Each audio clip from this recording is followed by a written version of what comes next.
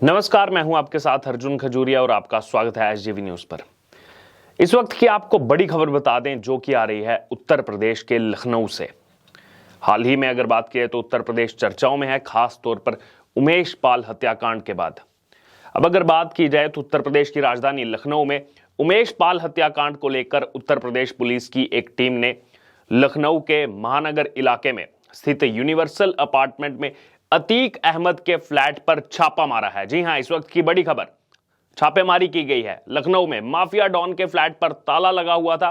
दरअसल प्रयागराज में वारदात के बाद शूटरों के इसी अपार्टमेंट में रुकने की खबर जो है वो सामने आई थी और उत्तर प्रदेश पुलिस ने इस दौरान पार्किंग में खड़ी अतीक अहमद की लैंड क्रूजर और मर्सिडीज गाड़ियों को जो है वो कब्जे में ले लिया है। बड़ी खबर सामने आ रही है ये।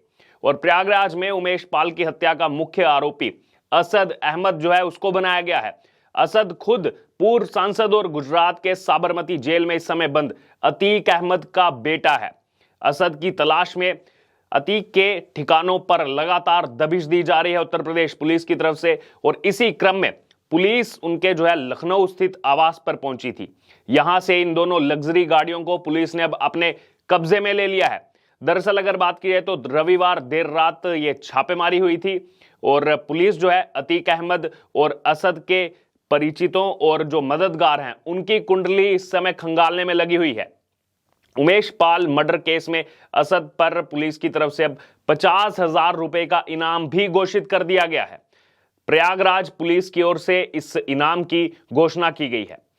दरअसल अगर बात की जाए तो पिछले शुक्रवार यानी कि 24 फरवरी को प्रयागराज के धूमनगंज स्थित सुलेम सराय इलाके में बसपा के पूर्व विधायक राजू पाल हत्याकांड के जो मुख्य गवाह थे उमेश पाल, उनकी जो है गोली मारकर हत्या कर दी गई थी। धीरे धीरे अब इसमें खुलासे जो हैं वो सामने आ रहे हैं। इस हत्याकांड की जांच के क्रम में दर्जन भर से अधिक जो है वो सीसीटीवी फुटेज पुलिस के हाथ लगे हैं। कई फुटेज में फूलपुर से पूर्व सांसद और बाहुबली अतीक अहमद के बेटे असद की तस्वीरें सामने आई हैं। साफ तौर पर देखा जा सकता है असद को। वहीं इस मामले में अगर बात की जाए तो उमेश पाल की पत्नी की ओर से अतीक अहमद के बेटे असद, अतीक अहमद के भाई, पत्नी समेत कई लोगों पर जो है नामजद प्राथमिकी दर्ज करवा दी गई है। प्रयागराज कमिश्नरेट पुलिस और एसटीएफ यानी कि स्पेशल टास्क फोर्स इस मामले की जांच कर रही है। अगर बात की जाए तो घटना के बाद से अतीक अहमद का बेटा असद लगातार फरार चल रहा है और पुलिस लगातार जांच में जुटी हुई है उसकी तलाश में। अगर बात की जाए तो इसकी तलाश में प्रयागराज, मिर्जापुर और सोनभद्र में लगातार दबिश दी जा रही है।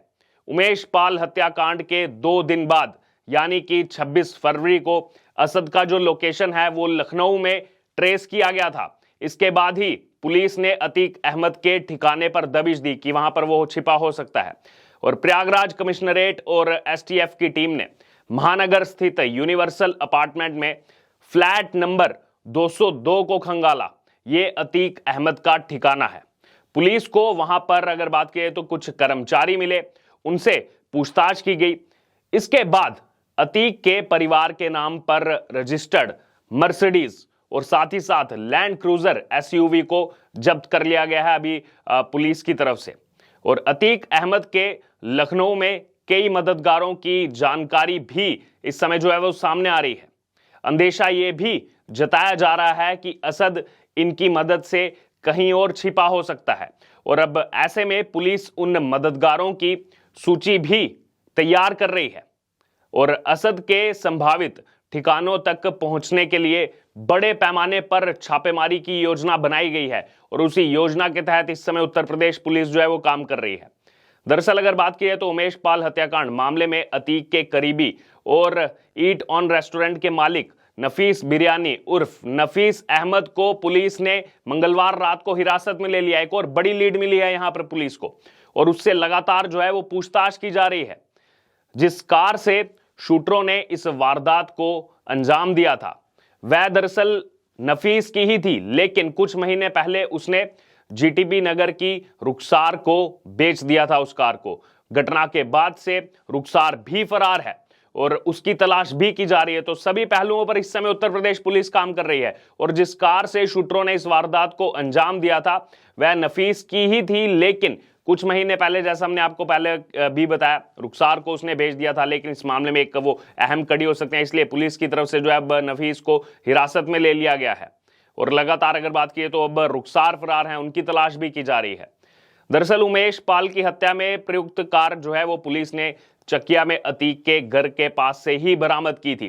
कार पर नंबर भी नहीं था और गाड़ी की चेसी और इंजन नंबर से यह पता चला कि गाड़ी इस वक्त जीटीबी नगर करेली के रहने वाले निसार अहमद की पत्नी रुखसार के नाम पर है।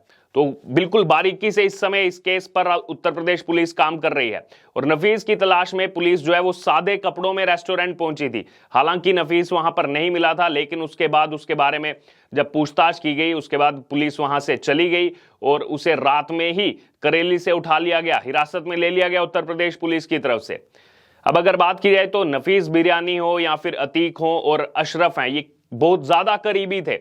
ये कितने करीबी थे इस बात का अंदाजा जो है इस बात से लगाया जा सकता है कि जब अशरफ बाहर था, वो अक्सर रात में पैलेस सिनेमा हॉल के पास वाले एटॉन रेस्टोरेंट जिसके जो है यहाँ पर बात की है नफीस का जो ये रेस्टोरेंट है, इसमें वो बैठता था और मंगलवार को हालांकि ये रेस्टोरेंट बंद था, लेकिन पुलिस जो है वो अपना काम बखूबी कर रही है। वहां पर मुख्तार अंसारी और उसके परिवार और मददगारों पर जो कड़ी कार्रवाई की गई ईडी की तरफ से, अब वो शिकंजा जो है मुख्तार अंसारी के बाद अतीक अहमद पर शिकंजा कसने वाला है। जी हाँ, पुलिस से जो है अगर बात की है तो इतर ईडी का इसमें एक्शन देखने को मिलेगा। अतीक के जो सहयोगी बिल्डर हैं उनके साथ ही अतीक के घर वालों को हर महीने मोटी रकम पहुंचाने वालों पर भी अब जो है ईडी का निशाना वो कुछ दिनों में देखने को मिलेगा। ईडी के सूत्रों का यह कहना है कि इनके खिलाफ ऐसी कार्रवाई इस समय करने की तैयारी है जैसी कार्रवाई अभी तक कहीं नहीं हुई।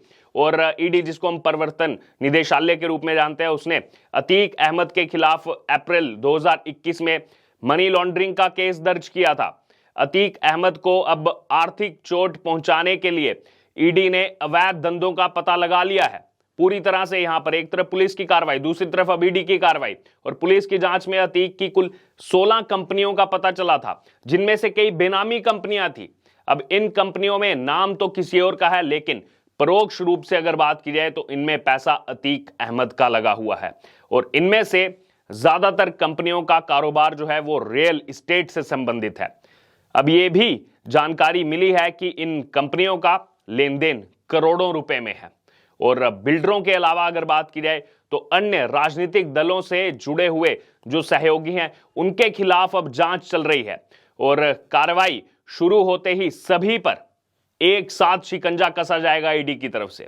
और वहीं अगर बात करें तो ईडी के काम का तरीका पुलिस से अलग है, ये भी सब लोग जानते हैं और इनके जो मददगार हैं अब उन लोगों पर भी कार्रवाई होगी जो पर्दे के पीछे से मदद करते हैं। बहरहाल इस वक्त की बड़ी खबर जो हमने आपको बताई, 2 गाड़ियां जब्त कर ली गई हैं और उसके साथ ही छापेमारी की गई है। प्रयागराज के बाद अब लखनऊ में ये जो है छापेमारी की जा रही है, ऐसा क्योंकि माना जा रहा है कि असद जो है वहां पर हो सकता था। लेकिन इस मामले में जैसा कहा गया था उत्तर प्रदेश के मुख्यमंत्री योगी आदित्यनाथ की तरफ से कि जो भूमाफिया हैं उनको मिट्टी में मिलाने का काम करेंगे, पूरी तरह से इस समय धरातल पर वो सब चीजें दिखती। उत्तर प्रदेश पुलिस सुबह शाम दिन रात इस मामले में जो है वो कार्रवाई कर रही है, लगातार गिरफ्तारियां की जा रही हैं, लोगों को हिरासत में लिया जा रहा है। अब इस पर आपका क्या कहना है, आपकी क्या राय है, आप हमारे साथ कमेंट बॉक्स में शेयर कर सकते हो। इससे तमाम अपडेट के लिए बने रहिए हमारे साथ।